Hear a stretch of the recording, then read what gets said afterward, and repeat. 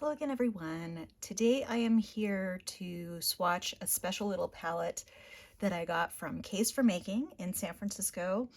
It is called their Rainbow Palette, which is special for June. So if you're seeing this beyond June, I'm not sure if they'll still have it, but I think the colors are all still available. So you can go and pick whichever colors you want out of this set. So I did add 4 colors. So it normally comes with one row up here and one row up here. And so I added 1, 2, 3, 4. So these are the 4 colors that I added. And then I kind of arranged them in the palette in a rainbow order. And here is a preview. Oops, this thing keeps getting stuck. Here's a preview. I just did this swatch card here, and that shows you all of the colors. But I also wanted to try a little bit of mixing to see how that works. For those of you that don't know, Case for Making is a small shop in San Francisco, and they make their own paints. And they actually have a lot of really cool art classes. I've taken a few of them, and they're really cool.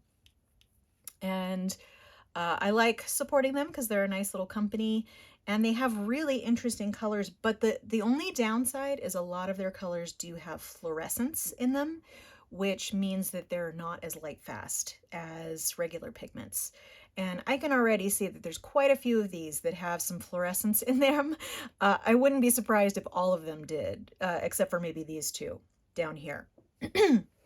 All right, well, let's get started. I'm gonna go ahead and let's just put that right there. And I'm gonna move you a little bit and get in a little closer. There we go. So the brush that I'm gonna use today, I actually was using this brush, this Princeton number 5 Velvet Touch, to do my swatches, but this, I can tell that this brush is on its way out because it won't really hold a point anymore. It's synthetic, so they do wear out, especially if you use it a lot, and I've used this one quite a bit, and it won't really keep a point very well. You can kind of see how some of my lines got a little wobbly there because it doesn't hold a point that great. But for today's swatching, I think I'm gonna use this Da Vinci Casanio mop in a size 0 because I haven't yet used these watercolors with a mop, and we'll see how that goes. I found that these colors don't really need to be pre-wet. They are pretty activated upon contact with a wet brush, so I'm not going to wet these. So this first color here is Turmeric.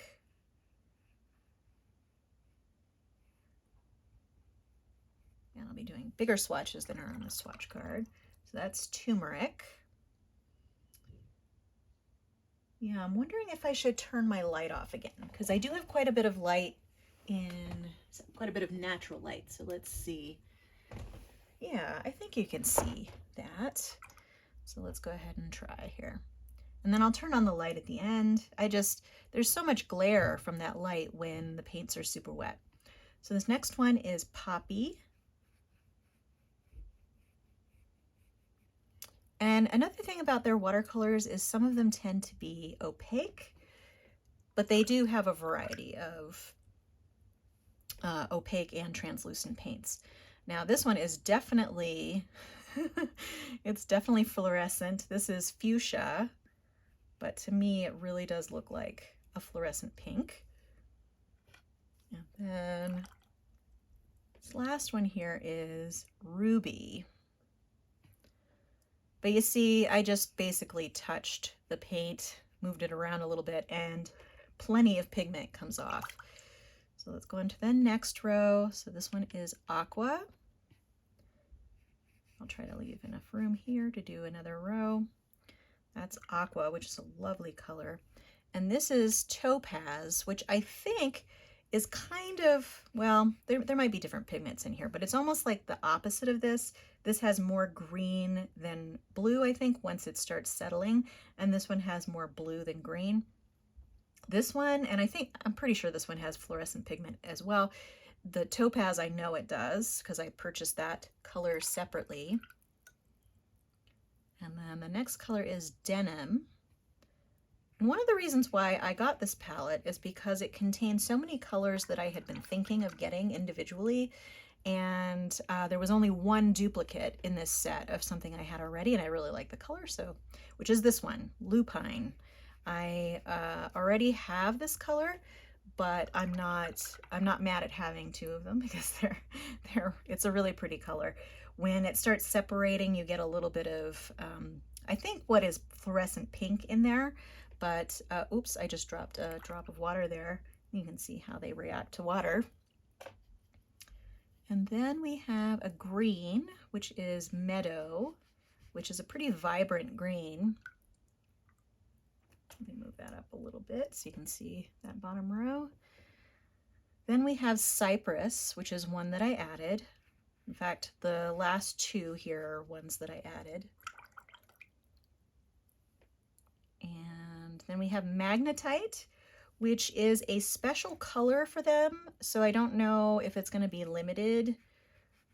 I think Magnetite as a pigment is pretty inexpensive, but it can be a little tricky to work with. So basically, Magnetite is a natural mineral, I guess. I'm not quite sure. Maybe it's magnetite. But if you were to run a magnet underneath the page, you could move the particles around. So basically the particles are magnetic in this black. And then the last color that I have, which was also an addition, is Seashell.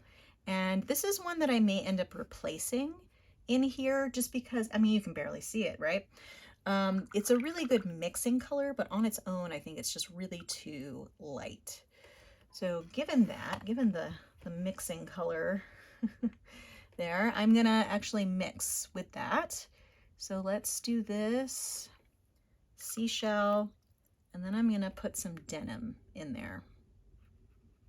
So you can see it really kind of creams it up and makes it almost a pastel version, but it's really, really pretty. So that's why I put this in here, so that I could kind of pastelize, not that they need to be pastelized, they're really bright, but so that I could kind of, you know, make them a little bit more opaque if I wanted to with that color.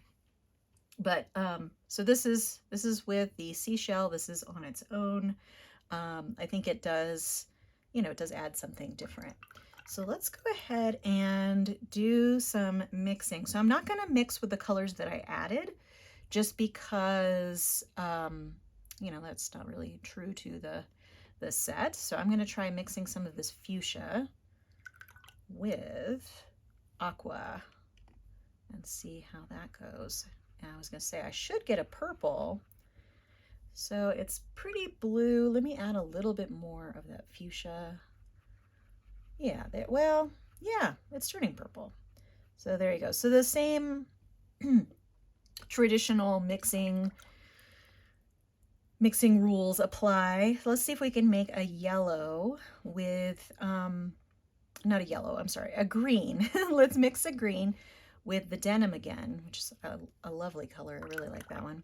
With our really our only yellow, which is turmeric. And that creates a really beautiful deep green.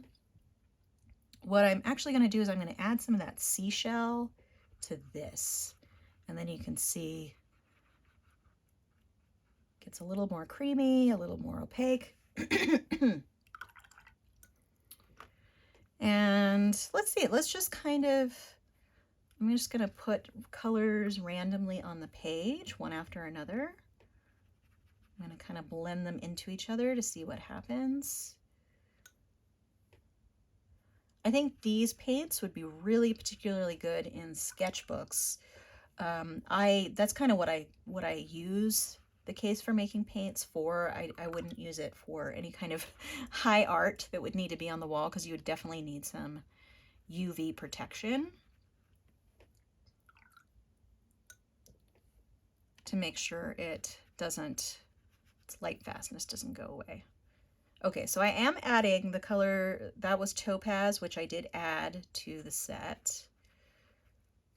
And I'm gonna try and get them all on here.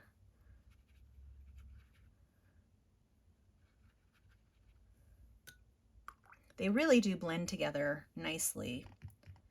And, ooh, that's a very pushy color. You could see it pushed all of the other colors upwards. And let's see. There's that cypress, which I added, magnetite, which I added. This, you know, you could kind of put that in the middle, get some little black dots in there, and then we have the seashell, which I added. And I'm gonna go in here, blend that. I think it would be nice to make, you know, clouds with one of the blues. All right, so there we go. That is the rainbow palette plus 4 extra colors from Case for Making. And happy Pride. All right, take care.